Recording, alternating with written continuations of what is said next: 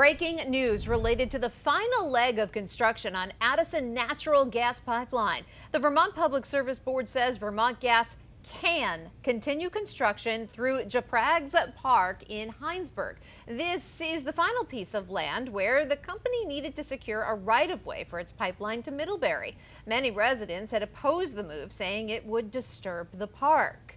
This comes as a dozen people are arrested for taking a stand against the Vermont Gas Pipeline in a different spot along the route. NBC5's Keel Smith joins us live from South Burlington with more on the action today.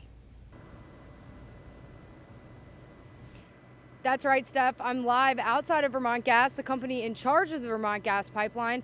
Today, protesters put a halt in construction at an Addison County work site lasting nearly 4 hours. Marching in protest, roughly 65 protesters organized by Rising Tide Vermont entered an Addison County work site along the route of the Vermont Gas Pipeline. Several workers were forced to stop. I hope that we, can stop construction for the day, but obviously, that's not, the end of it. But it sends a message. The natural gas pipeline will run 41 miles from Williston to Middlebury, something Moncton resident Nate Palmer does not want to see. After a 3.5 year fight, they finally decided to plumb it around our farm instead of going through our farm, which, is a small victory, but it's like, we don't even need this in our state. But this protest had a dual meaning. Protesters were standing in solidarity with the Standing Rock Lakota Sioux people protesting in North Dakota, where an oil pipeline is being built.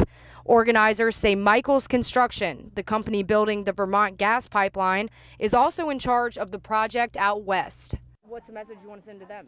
To Michaels, stop it. Knock it off. We don't want it. We don't need it. When a worker tried to fire up equipment, protesters blocked them again. More than a dozen officers then entered the work site, forcing protesters to leave. They said we were holding up a farmer from getting his cows across and that we were on private land, and the owner said, we were trespassing. Those that didn't were taken into custody by Vermont State Police. Captain Michael Manley says a total of 12 protesters were arrested. For trespass, and one of them was also arrested with resisting arrest. Beth Parent with Vermont Gas says she's glad the protest ended peacefully. She says the pipeline project is on time and on budget, now at $165 million. Right now we are on track to wrap up construction in a few weeks. Palmer was one of the 12 arrested, but he says he will only continue to fight. I've got no choice but to keep fighting. Until they do what's right, we got to keep right on going.